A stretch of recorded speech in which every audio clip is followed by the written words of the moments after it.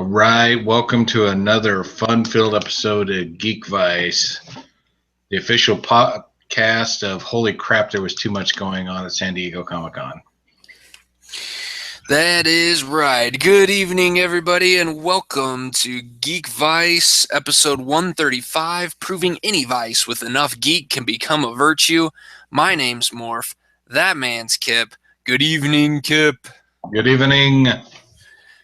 Yeah, it's San Diego Comic-Con sure makes for a busy weekend because I try to catch and watch like all the different things coming out of it.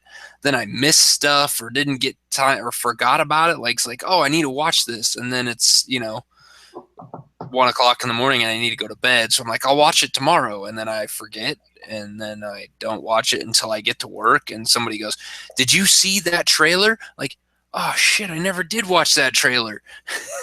I need to go back and watch it. And then you're amazed and you're like, oh, I just need to find more information. So I love San Diego Comic-Con. I think I love more the news that comes out of San Diego Comic-Con. I'm not sure that I could really survive being there. And, there's a lot of people who are upset with what San Diego Comic-Con has turned into. It is no longer a comic book convention like it started. Instead, it is really more about movies and TV shows. There's a lot of comic book creators who used to go to San Diego Comic-Con that don't go anymore because it costs so much money to be there, and they really don't make any money. So that's sad in itself, but San Diego Comic-Con is still the 300-pound gorilla, 3,000-pound gorilla, however that saying goes. Sure. So, and San Diego Comic-Con ties kind of directly into what you did over this weekend. You went out and watched a movie that came out this weekend. I did, and, we went and saw Star Trek Beyond, and the theater I was in was full for the most part. Wasn't sold out, but it was pretty full. There was actually 2 seats right next to me that were empty, which I'll never complain about that.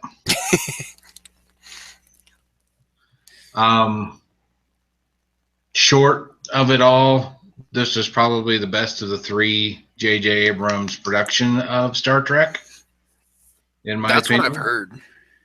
It is really good. I really liked the very first one. I thought there was something, it was a great origin kind of a deal for Star Trek for the reboot.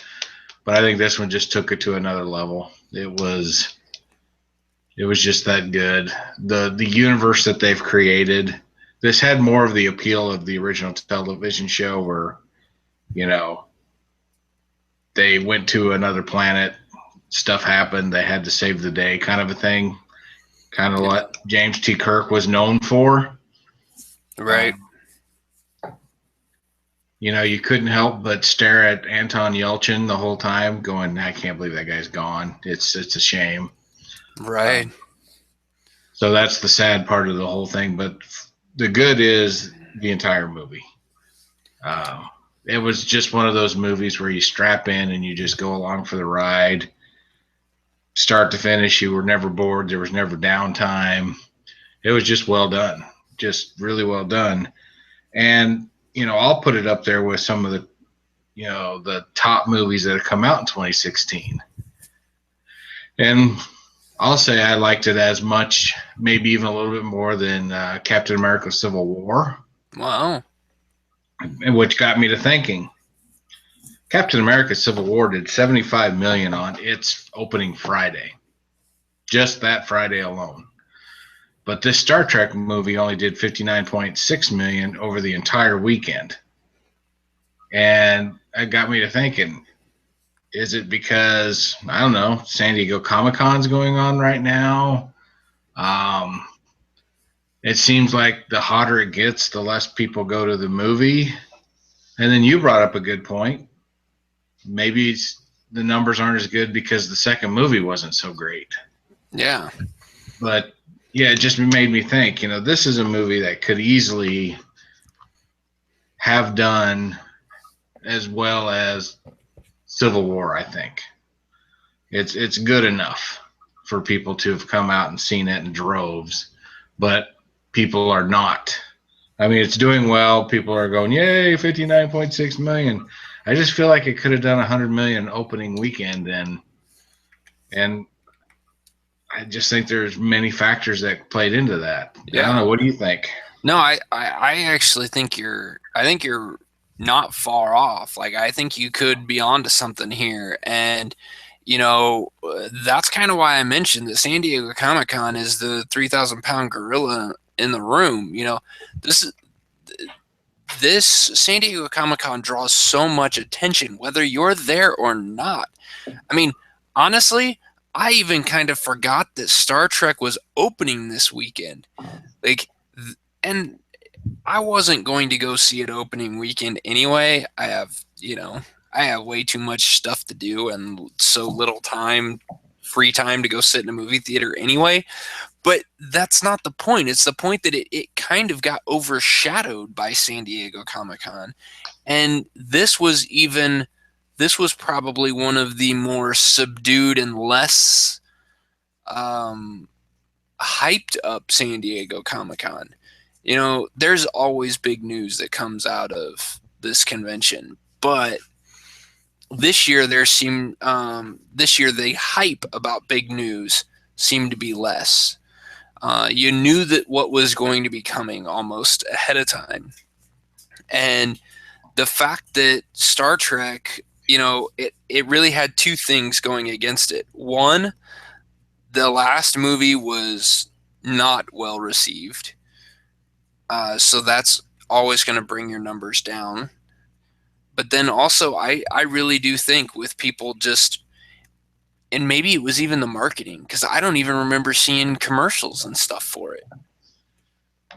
Yeah, it wasn't overly hyped. At least memory serves.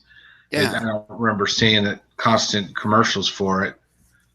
And it's sometimes that's hard for me to tell since I don't watch live TV and it's all, streaming stuff. So there's less commercials anyway.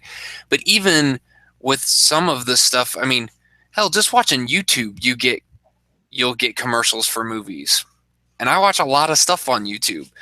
And I don't remember seeing very many Star Trek, promos on YouTube. So I'm wondering if maybe they just kind of shot themselves in the foot a little bit here. I don't know.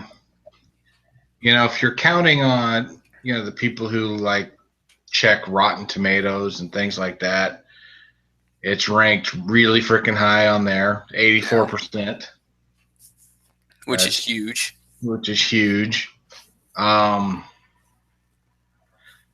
Critics' reviews, very favorable. Yeah. To the point where I walked in with big expectations because the reviews were so strong. One reviewer even said it was the best of the franchise, and that's a pretty high bar. Yeah. But I walked in with big expectations, and it met and exceeded in certain places. So it wasn't because the critics panned it. It wasn't because Rotten Tomatoes hated it. It wasn't because it wasn't a strong movie. Yeah, there just had to have been some other factor to it that stopped it from breaking records this weekend. And I do think you're right. I think San Diego could definitely have taken a chunk out of it. I mean, could you imagine being at a convention all day, or and then turn around and going and trying to see this movie in the evening too? I mean, I've heard people just getting done with a day at San Diego Comic Con and they're just so exhausted that they just pass out from exhaustion. It's a beast of a convention, and there is a crap ton of people that not only get into the thing, but are just even that don't get in or just around it. It's a planet all in and of itself. Well, yeah, and you don't even have to be there to have dedicated a lot of time to that con. I Yeah, mean, there's panels that the videos are an hour to 2 hours long to watch. There's movie trailers. There's um, all sorts of videos to catch up on. And if you were into San Diego Comic Con whatsoever, you could have spent your entire weekend doing nothing but watching videos from that. So why absolutely. would you go to the movie theater when you can sit at home with your laptop or what have you and watch everything you wanted to watch? So it kind of comes down to, well, Star Trek is now, but San Diego Comic Con's about the future. Which would you rather spend your time Well, and getting to know? and I'm gonna be curious to see what Star Trek Beyond does throughout its life in the theaters, because we could see, maybe I'd be interested to see what the numbers show for the second weekend, because maybe we see less of a decline from first weekend to second weekend because all those people who decided to stay home, because San Diego Comic Con is a one weekend thing and it will not be shown again. You'd have to go, you can't watch live panels, that were a lot of, this was the first year that San Diego Comic Con was streamed live through the Comic Con app on, or the Comic Con website, for a fee. Uh, but you could get all the panels streamed live to you there. That only happens, watching those live only happens once, only one weekend, and that's it. So maybe we see the numbers creep up a little bit more just from the second weekend. Yeah, I'd But be curious because the only thing it's really going up against next weekend is Jason Bourne. yeah, And, let's which be totally honest, it's going to be action packed and it's going to be a thrill ride. But will it's it be also, anything we haven't seen before? honestly, Probably isn't not. it the fourth Bourne movie, fourth Yeah. or fifth, So something like that? I think I'd rather go see. Honestly, in my world, there was last weekend Star Trek, a week off, and then Suicide Squad. So Yeah, if anybody else is viewing it the way I am, then maybe some more people will go see Star Trek this weekend. yeah. I hope so. I think it deserves the audience because it really was that good. Well, and you're not the first person that I've heard say that movie could have been one of the best, or might be the best of the three movies. I've heard several analogies of, if you really liked the first one and then were actually disappointed in the second one, that you will be extremely, like, you will extremely enjoy the third movie.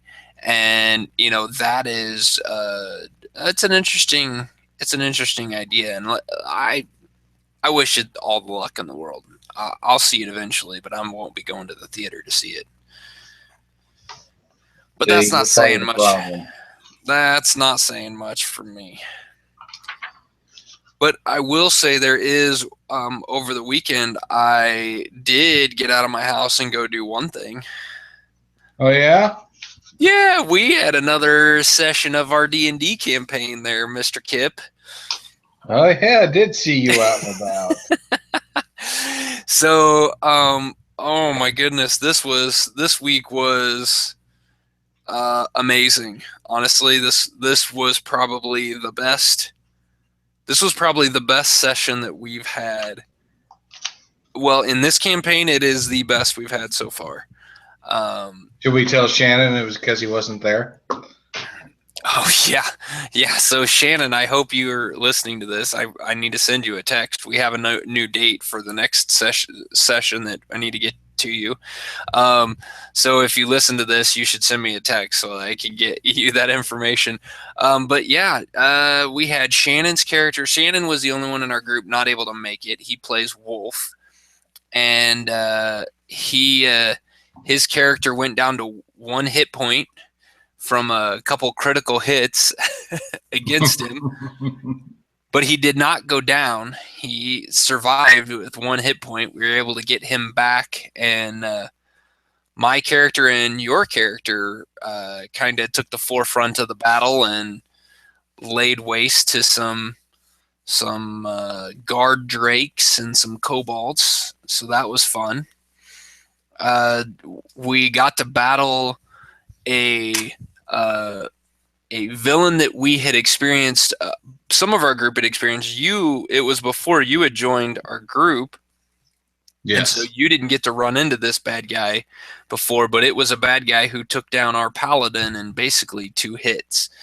And with the inclusion of Kip's character V and his wife's character Sabina, we were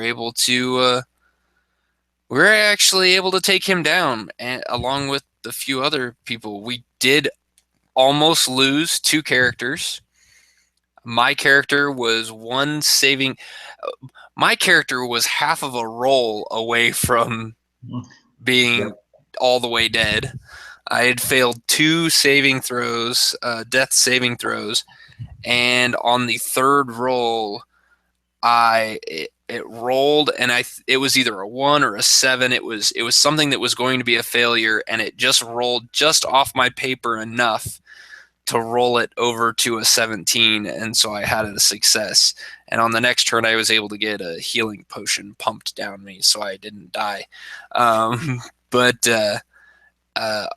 Tolk, our paladin, also went down, and I think he had 1 failed saving throw, maybe 2, before he was saved. I think he had 2 as well. So we had 2 characters that almost didn't come out of the battle, but when everything was all said and done, we all looked at each other. We had used up all of our healing potions. I think we might have 1 in our party still left. Luckily, we were able to hole ourselves up and get a full night's rest so that we could all regain all of our hit points, because we were hurting pretty bad. We were. We had 2 characters who were actually knocked down and unconscious. Yeah. We had Wolf, who was down to 1 hit point. V was down to 2 hit points. Yeah. It was getting there. But the fun thing of it is that, when I created this character, he's a chaotic good. Right. So I figured he's going to do things. And when we first walked into the room, the major bad guy wasn't even being seen, but the guards were kind of looking in his direction. And then when we finally saw him, he was at this treasure chest. Looked like they were doing some sort of ceremony. So we got into the middle of the fight, and V decided, you know what, I could take a swing at this guy, or I could pull him away from the guy who only has 1 hit point and try to open this treasure chest. So I went over to the treasure chest and tried to open it. Of course, it didn't open. Plus, it's heat of a battle, so I didn't check for any traps, and released some acid trap that was perfect because I made my saving throw, so I only took half damage. The guy who was down to 1 hit point was outside the blast radius, so he didn't get hurt at all. The guard that was getting ready to hit him was inside the blast radius, and he killed him. Yes. And it put major damage on the big bad guy. So chaos ruled in that battle. And chaos was definitely the thing. And I love the fact that after you did that, you did drag the main bad guy away from the group, and he started to come towards you, and you're like, okay, I'm going to try to pull him farther. And so you take off running away from him, and then he decides, I'm not going to follow you, and turns around and goes back. Oops, I guess that didn't work out so well. Well, yeah, it's because my hope was when everybody saw what I did, you guys would be like, hey, he's protecting this chest. Maybe there's something that could help us here. Yeah. So I ran away, and everybody just kind of stood there. So I finally said, get the chest. And then that's when the guy turned around and was like, oh, no, we don't. And went after my wife, which was hilarious. Yeah. Yeah, that was quite entertaining. And I love the fact that through this one, okay, everyone has been giving me crap for my character because I'm a dwarf monk. I don't use any weapons. I just punch things. I'm a short, stocky guy, so I don't do a whole lot of damage in I don't do damage in one large hit. I do damage by hitting a whole bunch of times. So, you know, Fists of Fury, isn't that what it's called? yes, yeah, or flurry of blows. Yeah, that's it. But yeah, I can throw up to three. I can make three attacks, up to three attacks uh, in one action point or one attack. So the uh, the idea, or I guess a lot of people are giving me crap because I just never did that much. Like I kind of nickled and dime people, but I never really brought anybody down. In the two big battles we had, I probably took down the most people. Like I feel like I did the most help, the most damage to the bad guys we fought. I took down a couple of the guard drakes. I took down 5 or 6 kobolds, and then I actually got to deliver the killing blow to the big bad guy at the end of the night, and that actually felt really like satisfying for me, the guy who really hadn't been doing a whole lot up to this point. I felt like I really held my own, and even though I went down and almost died in there, um, I still feel like I contributed and provided a lot for this one. So it felt good. It was a good night. Good campaign session. It was a lot of fun. I enjoyed that. Plus, what's funny is you were doing that campaign out of the book. I can't think what the campaign's called it right now. Horde of the Dragon Queen. Horde of the Dragon Queen. So it's out of the book. And Yeah. when I decided to go for the chest instead of the fight, it kind of broke the battle a little bit. Yeah, Brad had to be like the look on his face when you said you just went over it and tried to open it. He's like, "Huh. Okay." Yeah, we had a long pause while he tried to figure things out by going through the book and figuring out Yeah. what was going on. So it's like, hey, I broke the book. Yeah. How is this going to work? But he made it work, and it worked out really well. It was fun. It was a good. By the time it was all over, I think all of the not only the players but the characters as well were exhausted and needed to rest. So it worked as a perfect spot to put a stop to it. I'm looking forward to the next one next month to get together. So um, Me too. I'm we'll gonna see if I can break the book again. yeah, we'll have to see what happens there. I also want to throw out. I am for those of you who watch Netflix, if you've probably seen because it was on a spotlight thing, the show on Netflix called Stranger Things. If you haven't watched it, I recommend going and watching it. If you are a fan of X-Files, the original X-Files, go watch this. If you are a fan of Stephen King stories, go watch this. It is incredible. Um, we're my wife and I are watching it. We're about halfway through now, and oh, by the way, Kip, she's a little pissed at you for us recording tonight because that means she doesn't get to watch any episodes. So um, Tell her she's welcome. last night, now this is coming from the lady who falls asleep. She falls asleep early. A lot of the time, she is out by 9:30. Last night, we were up till almost 11 uh, binge watching Stranger Things, and it's really cool. Like it's just a really good story, and it is a lot of fun, and it is binge worthy.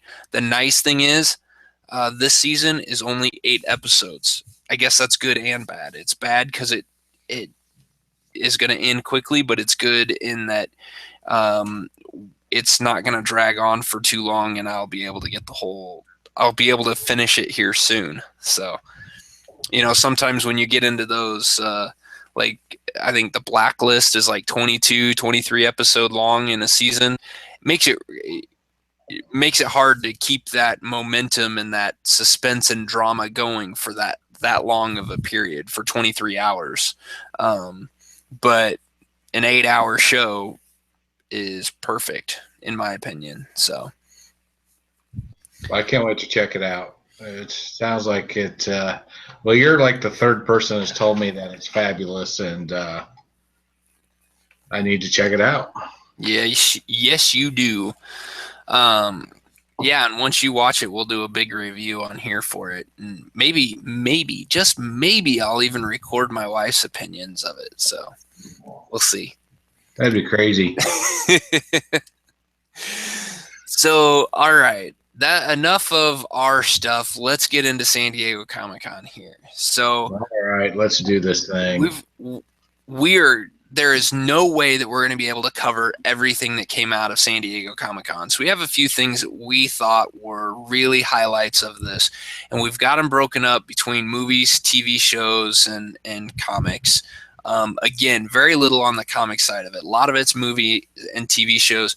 Part of the reason there's not a lot in comics is one, the stuff is behind. It's planned out so far in advance that they're still finishing up storylines. So by the time they get to this stuff, we're way down the road. And two, I'm just not watching a lot, or I'm not reading a lot of the current comics. I'm having fun really going back and reading already completed stories, trades, and that kind of stuff that are finite, and I'm not keeping up with the day-to-day stuff, the week-to-week and month-to-month comics right now. So I'm sure I will get caught back up and get back into it eventually, but right now I'm really having a good time enjoying the little less of the superhero front type stuff. I'm reading a lot of D&D, Dungeons and Dragon comics from back in the 80s and 90s.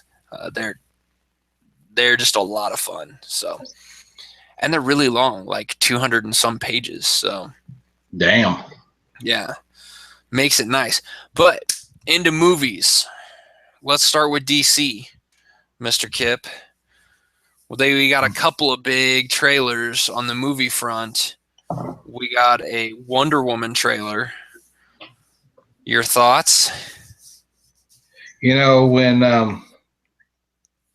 they announced Wonder Woman was going to be in Batman versus Superman, it's like, okay, that's going to be pretty damn cool. I had ideas of what I thought Wonder Woman's would be like, so I started thinking about actors that could play Wonder Woman.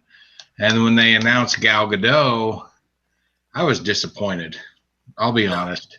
I thought the last thing we need is a stick figure of a person playing a badass. I'm happy to report I was completely wrong. I really liked her in Batman versus Superman.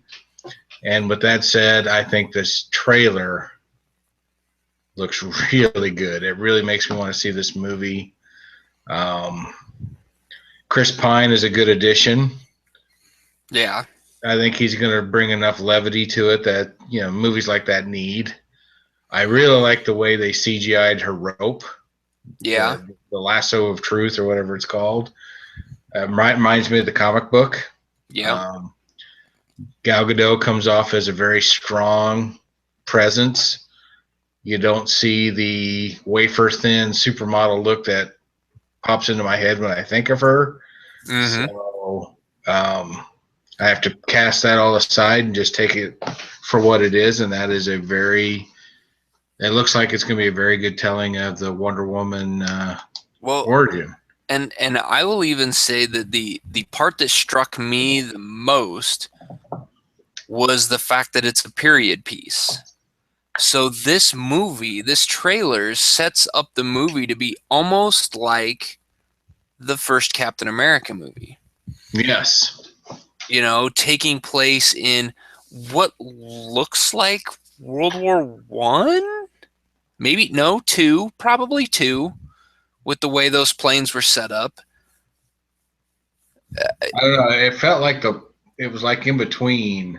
Yeah, but it was, it's that type of time period. We're not looking at, this is not a modern telling. This is not it's not her origin story like, happened soon in the modern world. This is, very similar to the origin story that was told for Captain America. And I think that is honestly, I'm looking forward to it because I don't feel like it they're not going to be able to use the same cookie cutter storytelling that Zack Snyder has been telling in all these DC Warner Brothers movies. I don't they're this movie feels different than the other movies. And that's what I think I'm looking forward to the most. Like, I am really excited for this Wonder Woman movie after this Yeah, trailer. it actually feels like something Marvel had been kicking out, like you said, and Yeah. And it's and yes. So yeah, it just makes me very excited to see this movie. well, and I'm just going to preface this with this since let's see, since maybe the second, yeah, since the second Batman, what was that? The Dark Knight. This is the first Warner Brothers DC movie that I've been excited to see. Like Okay. this from the trailer, I am excited to see this. Every other movie that has come out since The Dark Knight, I have been hesitant because of the trailer. The trailer has been like, well, the trailer looks good, but I really don't trust Warner Brothers to pull this off. This movie, this trailer, like, it's so different from everything else they've done. It makes me excited. So I hope that this movie turns out really well. And I don't remember. Did we have a date on that? Do we have a date on the Wonder Woman movie? It's is it June of 2017? Yeah, June 2nd, 2017. So we Yeah, got a year to wait, but man, it can't get here fast enough. exactly. And I think this is finally going to prove to Hollywood that a woman can carry a movie of Yeah. this scale. So let's Yeah. get over that, and let's just start thinking of people as actors and not whether they're male or female. It's just if the movie's good, it doesn't matter, in my opinion. Yeah, it's Wonder Woman, so it's led by a woman, but I don't care if the writing's good, the film is good. It's just going to be good, and Yeah. yeah. So I'm excited that this is going to push that over the hump. At least I think so. Yeah. I hope so. So and the other movie that they threw out there was the Justice League. There was a trailer for the Justice League movie. The big thing that I took out of this one was that uh, Batman. I like Ben Affleck as Bruce Wayne. More and more every day. I thought the trailer was really good with him.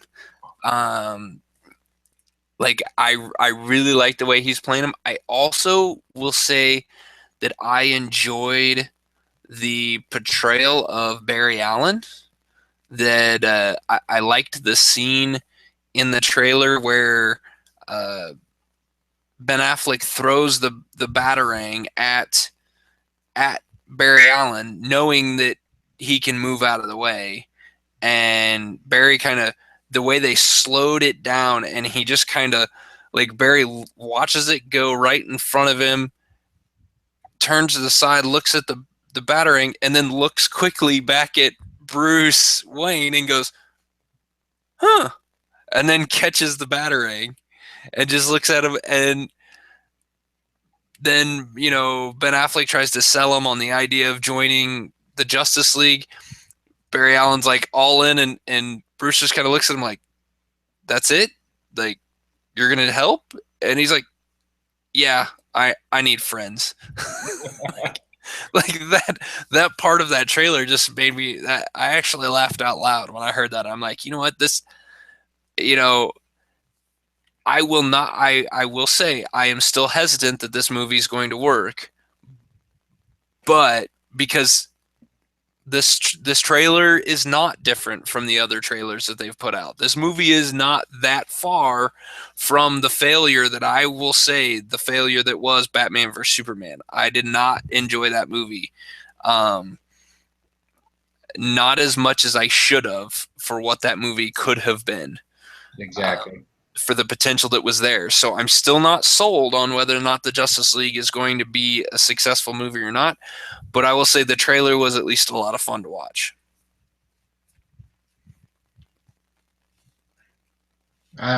Yeah, it's one of those. I don't know how you put it. Low expectation movies. Yeah. Yeah, it's also kind of funny because when Ben Affleck was cast as Batman, you're like, oh, I don't know about this, and then of course a different Barry Allen, you're again like, I don't know about this, but it seems like in both cases it's going to work out great. Mm-hmm. I think the kid who's playing Barry Allen I think he's got it down. You like that scene you described? It's like that's awesome. Yeah. I really did enjoy that scene, and um, again, Jason Momoa announced as Aquaman. I'm like, I don't know about this, but you know what? I'm digging it. Yeah. I liked him in the trailer. I want to know more. In fact, when the trailer was over, I want to see Aquaman now. Yeah. And I know it's still, what, a couple years? Is it like 2018, 2019? For Aquaman, for the Yeah, Aquaman movie? I think I so. don't Was there know. ever even going to be one? I don't I know. was gonna say I don't know that there's going to be one. No, there should be. Because I think that movie got pushed back. It's still listed, if you do a Google search for it, it's still listed as coming out 2018, July 27th, 2018. So literally 2 years from now. But they've had so many problems because it's still listed as James Wan as the director. And I want to say I remember James Wan saying he backed out, that he's already stepped down as being the director. So, um, that they're having some issues with the Aquaman movie in general, but that doesn't mean that it can't happen. And I will agree with you. I think Jason Momoa playing as that character, like the way they had him portrayed, he looks like a badass, and he looks like he looks like he's going to do really well in that character. In that role. We'll you know we'll see if that role actually makes the movie work. I still am not. Aquaman is not my favorite character. I don't So think he is anybody's, to be honest. But yeah, so I mean the fact that they're including him, and they need to include him. He was part of the original Justice League. I get that, but he's going to be a hard sell if they drop the ball even just slightly with Aquaman. It could really hurt the movie. So I don't know. We'll see. But that movie comes out. That doesn't come out till November of 2017. So still yeah, got some time. I can't wait. It's going to be good. And The when I think of Aquaman, I just want to point this one thing out, then we can move on. No, you're good. Every time I think of Aquaman, I think of that Big Bang Theory episode where Raj is dressed like Aquaman. He's like, dude, Aquaman sucks. I think that could go away now because Yeah. Jason Momoa is a badass. Yeah. Well, and they did. I liked how the very end of the trailer was Bruce Wayne looking at Aquaman and goes, "So, I hear you can talk to fish." And then it cuts. Like the dialogue in the trailer, spot on. Like really good dialogue. If they can keep that dialogue going through the entire movie, you have a really good movie. But I don't know that you can keep that kind of dialogue going for that long. I want us to, we got to start moving on here. Otherwise, we're never going to make it through all these.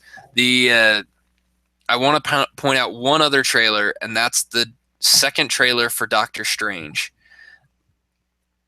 Looks incredible. This movie, I think to me, my opinion, just looking at the trailer and seeing the what I think this movie is going to be, um, they did an animated version of this, and I've talked about this before on Geek Vice. It's on Netflix, or it was. I don't know if it still is or not. But there's a Doctor Strange animated movie on Netflix that I think is pretty darn close to what this live action movie is going to be. And that animated movie was awesome. And this trailer makes this movie look even more awesome. I am really looking forward to Doctor Strange, and I think this might actually be. I'm gonna. I'm setting my expectations probably too high, but I think this might be the best Marvel movie of the year when it comes out. Wow, that's saying something. When I see the trailer, this one, okay, I'm going to ask you this. When you see this trailer, do you think Inception? Yeah. I mean, it has parts. It definitely has some parts of it, but the the premise behind Doctor Strange is very Inception. Um, I almost think that Inception allowed this movie to be made, um, because it showed Marvel Studios and it showed other production companies that they can do an intellectual thriller type movie where things don't have to always be explained. Like that, that movie goers have enough intelligence that everything doesn't have to be grounded in reality. And that has always been Marvel's stance up to this Doctor Strange movie. Everything has been grounded in science, with the slight exception of Quicksilver and the Scarlet Witch. Every character up to this point has been grounded in some sort of science. Um, there hasn't been any mutants. There hasn't been any there hasn't been any mystic arts, and I think that they're taking a huge leap with this Doctor Strange movie, but I still think the way that it's playing out, I think it's going to be really freaking good. And It does look phenomenal. and we don't have to wait that long for it because it comes out November 4th of this year. Yeah. And this movie might actually get me off my lazy rump and into a theater early on. I mean, I usually take a day off to go see a movie, and my birthday is in November, so there is a very good probability I will go see this movie for my birthday. Well, why the hell not? Yeah. I don't know if I'm going to think it's the best Marvel movie, but I am definitely looking forward to seeing this go outside of the science finally and Yeah. go to the magic side and the alternate realities and all that stuff. I like those kinds of storylines. So I think, and plus, Benedict Cumberbatch. So Yeah. I think it's going to be great. And the trailer's a little bit of messes with your mind a little bit, which is fine. Mm-hmm. So Yeah. it's all good. It's all good. I think it's going to be good. So, and one more quick thing, or a couple quick things from Marvel that also came out. Brie Larson has been cast as Captain Marvel. So we got a Wonder Woman movie coming from DC. So we've got we've got a Captain Marvel movie coming in, and you might know Brie Larson from Trainwreck. She played Amy Schumer's sister in Trainwreck. So. And if you were into the San Diego Comic-Con trailers, she's also in the King Kong movie. Oh, that's right. You're right. She is in there too. And another casting from Marvel is that Michael B. Jordan has been cast in the Black Panther movie. So we've got Michael B. Jordan was one. I think they announced two or three other people along with that. So we've starting to build the cast for Black Panther. We still got a little ways to wait for that movie, but you know, I'm a big fan of Black Panther. So we'll see what happens there. And we also got to see some of Hulk's armor, and he will be in the movie Thor Ragnarok. So that'll be curious. Interested to Yeah. see what they do with that and how that all Well, he works totally together. looks like Planet Yeah, Hulk. So I'd be curious to see what crossover is happening there. yeah, and how that storyline is playing out in the Marvel Cinematic Universe as opposed to the comic book universe.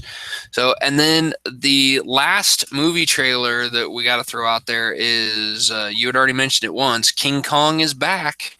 Kong Skull Island from Legendary Pictures.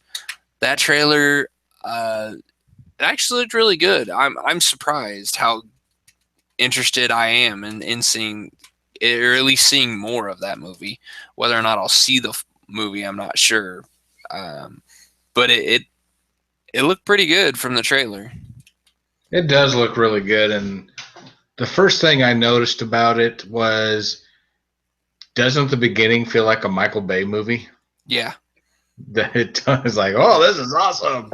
Now yeah, it I'm waiting for does. a Transformer to pop out. But and then the second thing I noticed, John Goodman looks good. He looks like he's lost about 50, 60 pounds. Yeah. Well, I And was like, when I saw him, and I'm like, wait a second, is that? Yeah, I had to go look it up because I was like, no way, that doesn't look like anything I've seen him before. Like it had enough of him there, like kind of looked like him, but I'm like, wow, he's he does. He's looking really good for somebody who's been around for as long as he has. That's good, and it's good to see him in movies again. I like John Goodman, so yeah, I liked him in 10 Cloverfield Lane. He was yeah, fantastic in that.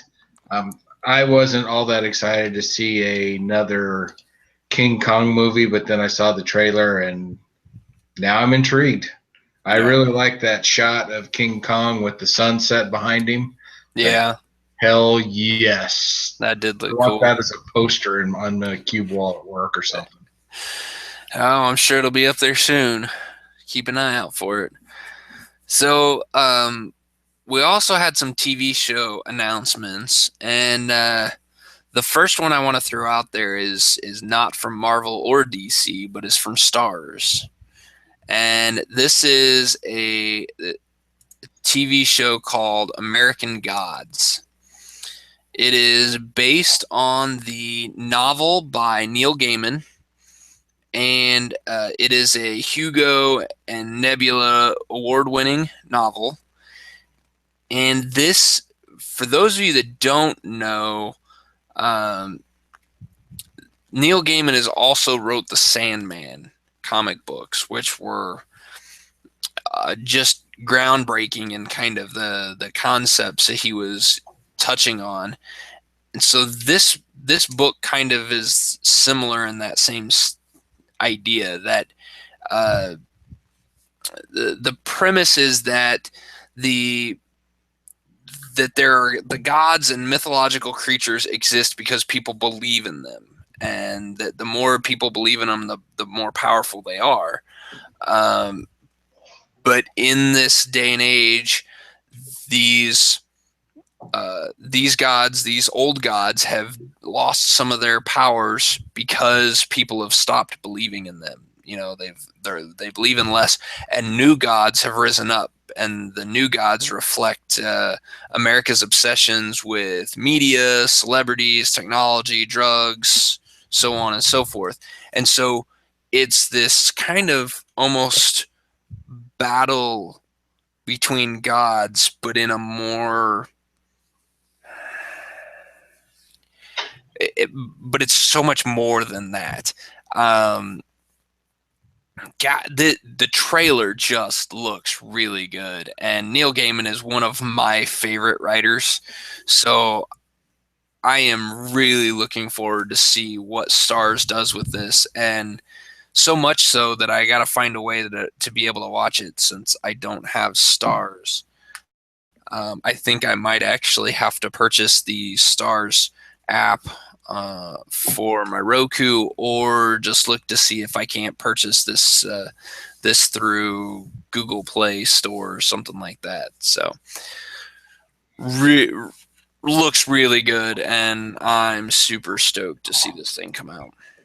Yeah, the book was um, just one of those books that once you put it down, you truly don't put it down. You think about it quite often. Um, and then when I heard this was coming out, it's like, oh, this is pretty cool. I'm going to be curious to see who gets to be Wednesday. And then it was Ian McShane. It's like, hell yes. Um, After that, now I can't even remember who I pictured as Wednesday when I read the book. So Yeah. it was just one hell of a choice. And, the guy they chose for Shadow and just everything. It's like, if this TV show is half as good as the book, it's going to be phenomenal. Agreed. And unfortunately, we don't have an official date yet. We just have 2017. So I'm hoping for January. That would be a great TV show to be able to just um, to be able to watch while all the others are in mid-season hiatus. So yeah, looking forward to that. DC TV shows. There was some news about Legends of Tomorrow is going to have another season. Arrow is going to have another season with some new teammates. That looks kind of interesting. But the big news out of DC is the preview that they threw out for season 3 of The Flash. So I'm gonna put a spoiler warning right now. If you have not finished The Flash and you don't want to know what happens yet, push pause, go watch it, come back, or just skip ahead like 5 minutes. Um, so here we go. The end of season 2 of The Flash, the season finale, Barry Allen goes back in time and saves his mom. The entire first season and the entire second season, I mean, in the first season, he specifically doesn't save her. He watches her die again and doesn't save her because he doesn't want to mess with the timeline.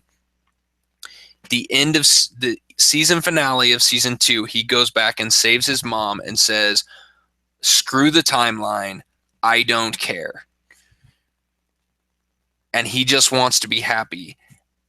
And we already know that the first episode of season 3 is titled Flashpoint, and the story, the comic book story Flashpoint, is centered around Barry Allen going back and saving his mom, and how it completely screws up the entire DC universe. The sizzle reel that they had for season 3 was awesome. There's been reports that this Flashpoint season of The Flash is going to bleed into Legends of Tomorrow. I'm guessing it's probably going to bleed into Arrow, might even bleed into Supergirl. Um, this is a huge event that they're doing, and this might be the first true crossover event that encompasses the entire DC universe, television universe. Um, it looks really cool, and honestly, the sizzle reel makes Barry Allen look like he is the bad guy. Like Barry Allen is the big bad guy in season 3, and to me, that is cool. You've just spent 2 seasons building up your hero and making him this hero, having him take hit after hit and keep coming back to be more heroic each time. And now he is gone the direction of every he's not of he's gone the direction that we always wonder is what happens when somebody gets so much power that they say, you know what, screw helping everybody else, I want to help myself. And that's what Barry Allen does. So I am really looking forward to season 3 to see what happens there. Well, it's definitely intriguing because, you know, a lot of these, well, Suicide Squad, for example, what is, well, you know, what do they say at the beginning of Suicide Squad? What if Superman decided to, you know, take the top off the White House and take the president or whatever it was they said? Yeah. You know, what happens when a superhero finally just decides, you know what, I'm doing something good for me? So I think this is an interesting tack to take, and I don't think it's too far from something that could actually happen. Yeah. Yeah, You got all these absolutely. powers. You were a nice guy before, but the world keeps kicking in the nuts. Yeah. You can only be brought down so many times, and he has taken some serious abuse over the last couple seasons. So, well, especially this last season. This last season was pretty hard on Barry Allen. Um, so I don't think anyone can fault him for this, but in the same side, he's pretty selfish in doing it. The way he messes with the entire universe. So I'm excited to see, and we only have to wait till October 4th for that to start. So Nice. starts soon. Gives me a chance to get caught up. Yeah, there you go. Get caught up before October 4th, and then you got to watch it live. So the some news from Marvel. We've got Gabriel Luna, who is going to play Ghost Rider in season 4 of Agents of S.H.I.E.L.D. So that's kind of cool. Luna was in what was he in? Oh shit, I forgot. A lot of things. Yeah, he was no. God dang it, I remember what he was known for at one time, and now I forgot. Oh, Matador was a big one that he was in, but there was also something else. Oh, True Detectives. That's what it was. True Detectives. So that was kind of a big thing, a big TV show or TV series that he was in that he did really well in. So, and that comes out September 20th. So we got good things there. FX and Marvel have teamed up to bring a Legion TV show, and Legion is an interesting character. He is a character who has a lot of he was created by Chris Claremont back in the 80s, and he is a messed up anti-hero, maybe. Very screwed up in the head, hears multiple voices, has a dissociative identity disorder. So and with that, each of the different personas control some of his superpowers. So he has to kind of he is, the comic books that he is in are really messed up comic books. They are crazy. They are off the wall. Some you could even say that sometimes they're even hard to follow and hard to understand. It definitely could be putting this into a TV show is one going to be trippy, and two could be really hard to follow. But I like the fact that they're trying it, and the trailer looks really kind of weird. So, Trailers. yeah, and then of course we got a Defenders trailer, for the Netflix series that looked really cool. Just kind of a little teaser trailer. That's still set to come out in 2017. We got an Iron Fist trailer, but there's no date tied to that yet. The trailer for that looks really good. And we did get news that Daredevil is going to get a season 3, and Punisher will get a standalone Netflix series. So looking forward to that. The other trailer that was really big, and it comes out really soon, like, 2 months away, is Luke Cage. That looks awesome. Phenomenal. Yeah. I liked Luke Cage and Jessica Jones, so I knew going in that the guy that was cast was awesome. Um, it was only up to the studio to screw it up from there. But looking at the trailer, I'd say Netflix has got another big hit on their hands. Yeah, Jessica Jones was really good. I liked it's kind of funny because there was Daredevil and I liked Daredevil. And then Jessica Jones came out and I really liked Jessica Jones. I liked it more than Daredevil. Same here. Looking at this Luke Cage trailer, man, I might like Luke Cage more than Jessica Jones. Like, they might be building onto these things and just making them better as they go. I'm stoked. I'm stoked to see it. I can't wait. I will be binge watching that one as soon as it comes out, September 30th. Yeah, so go and watch that trailer. Get pumped. Yeah, the one last TV topic that I want to cover is Star Trek. They had announced a while back that Star Trek was going to have a new TV series. Well, we've got the name for it now. It's Star Trek Discovery. We've seen pictures of the ship now. Those came out from San Diego Comic-Con. But I thought the biggest news that I saw on this was that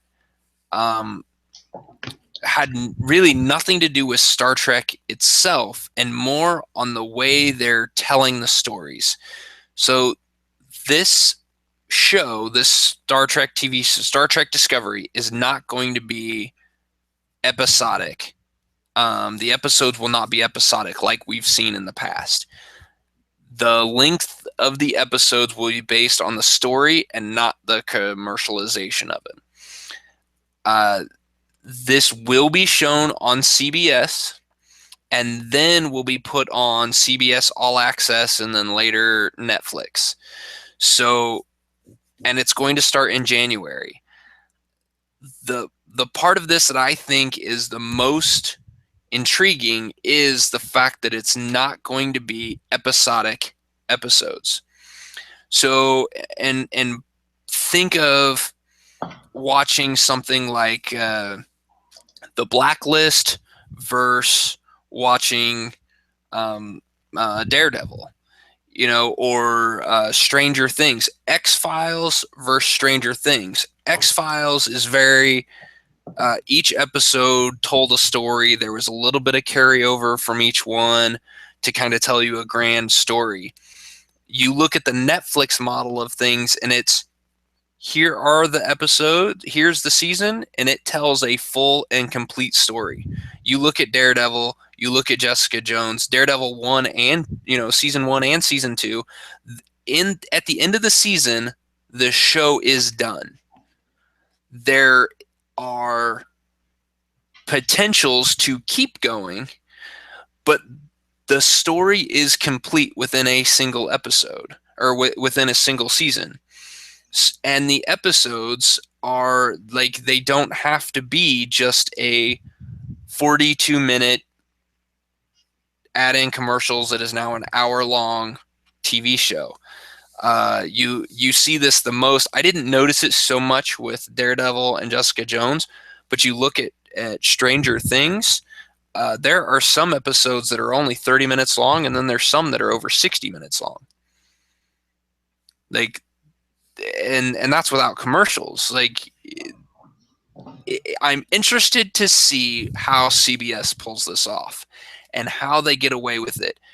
The reports right now are that it is going to be shown on CBS, live television on CBS, and then as well as CBS All Access, which is their streaming service. If this is successful, if Star Trek Discovery is a good TV show and is popular and people like it, this could change the way we start seeing our normal television. Um, it it's going to kind of flip it on its head because you're no longer going to have commercial breaks at set points. You're no longer going to have, oh, well, if I want to watch a movie, I know that it's going to fit between 7 and 8 because maybe that episode, maybe the episode they're telling this week is only 7 to 7:45. Uh, Well, hopefully they do a good enough job of getting it programmed in so it doesn't mess up people's DVRs and you not get the whole episode or right, right, and that's going to be the interesting part. Like it's got to one, the show has to be good, the story has to be good, and two, people have to like it and it has to work for people. So you could have a really good story and a really good a really good TV show that just doesn't work for people, whether they don't, it doesn't click with them or it doesn't fit into their schedule or it doesn't get shown at the right time. I mean, honestly, I think that's what happened with yours and my one of our favorite shows, Almost Human. yeah, I which think it I'm was still bitter about. Yeah, I think it was shown at the wrong time against the wrong, up against the wrong competition on other channels that it didn't get enough people looking at it to realize how good it was. I'll be curious to see what CBS does with this. Maybe they're going to rely on their CBS All Access binge watching and Netflix binge watching to really build it up. But it still sounds like it's going to be that it might be an episode a week coming up, and that it's not going to just be here's all of it at once. So I don't know. We'll see more. We'll have to get some more information soon because it starts in January. So it'll be curious. I thought that was interesting the way that was um, some of the information coming out of there. Well, I like it. They're trying something new, and I think that will cause people to watch just to see how it works out. And I applaud them for thinking outside the box and giving it a whirl. I'm excited about the show just because it's more Star Trek. Yeah, The fact that they're trying something new with it and trying to not be so formulaic, I guess is the best way to put that. yeah, Plus, I'm sure it's very hard for them to not want to put to be continued after every episode, but they're going to have to refrain. right, exactly. And it's good to see. It's good to see a big nationwide publisher, um, channel looking at innovation differently. CBS is not HBO. HBO's kind of been doing stuff like this for a while. Their episodes are still pretty much set into a commercialized sense. I guess Netflix was really the only one that, or the first one that kind of set this bound, set this idea. But I like to see people trying to take this on. I am a huge fan of the British model for telling TV shows for the way they do those. They set this many seasons. You have this many seasons to tell your story, beginning to end in your show at that point, and be done with it. I really like that. And as far as Star Trek's concerned, I've always been more of a fan of Star Trek TV shows than I have been of the movies. So I'm looking forward to it. Well, then you have it. Yeah. Morph is excited. There you go. And the last little thing I'm going to throw out there for those of you who have seen Man in the High Castle and you've heard rumors, the rumors were confirmed at San Diego Comic-Con. There will be a season 2, and there was a little some footage from it, but there's still no release date yet. So we'll have to just sit back and wait and see. Yeah, I've watched the first episode and maybe the first two, and I enjoyed Man in the High Castle for what I've seen so far. Yeah. I look forward to finishing that first Just season. And just don't let the last episode, don't let the ending um, uh, um, take away from what the season was, because the first season was really good. But the finale wasn't. Yeah. Okay, good to know. So, and then the one last thing that I'm going to throw out there from San Diego Comic-Con, I want to give a shout out to Kareem Abdul-Jabbar. You know, you might know him as a basketball player. He is also getting into writing comics, and you sent me this link to the interview with him, and he interviews with him, the guy interviewing him, and Kareem Abdul-Jabbar just did not like mesh well. It was kind of a rough interview to watch, but he is writing a comic about Mycroft Holmes, which is, as I've been told, is the fictional, or I guess the brother or relative of Sherlock Holmes. And so Kareem Abdul-Jabbar has wrote a novel called Mycroft Holmes, sorry, and it's being turned into a comic book. So the first, it's kind of hard to tell from the interview. I believe the first issue is out now. You can find it from Titan Publishing, I believe, but you'll be able to find it in any of your comic shops. If not, go tell them you want it, and they will get it for you. Comic shops are cool like that. And you know, I think it looks kind of cool. Like, I like the idea that he said that the difference between Mycroft Holmes and Sherlock Holmes was that Sherlock Holmes waited for crimes to be committed and then he solved them. Mycroft Holmes was more on the preventing, kind of the first, I guess you'd call it the first precog, the first pre-crime unit. So he was trying to predict when crimes were going to happen and who was going to commit them, and then stop them before they happened. So I like that idea. I think it's kind of cool. I'm going to have to go check out this comic book. So yeah, it'll be fascinating I do want to check it out because I'm curious to see an ex-athlete. I want to see how well they can write, for one. And the idea of Sherlock Holmes' brother intrigues me. I will definitely be checking this out. Yeah. So there you go, everybody. That's our takes on San Diego Comic-Con. I know we ran long. We are running way long. So this will be a longer episode, but you should kind of expect that with all the news that came out of San Diego Comic-Con.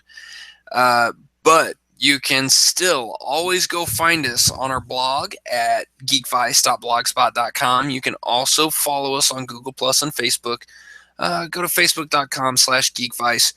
You can follow us on Twitter. You can follow me at geekvice. You can follow that man at Kip Killigan.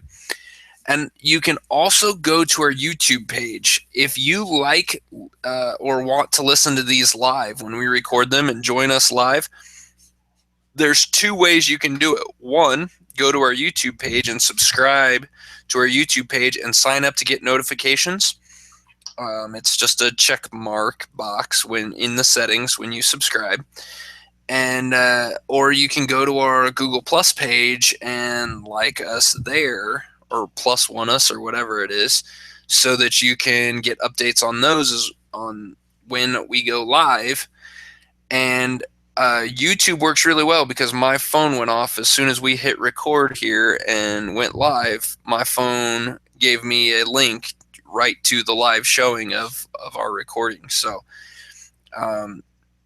if you sign up for notifications through YouTube, you will always know when we're recording and when we're recording live, and you can join us and chime in with all kinds of information. So with your thoughts as we're going.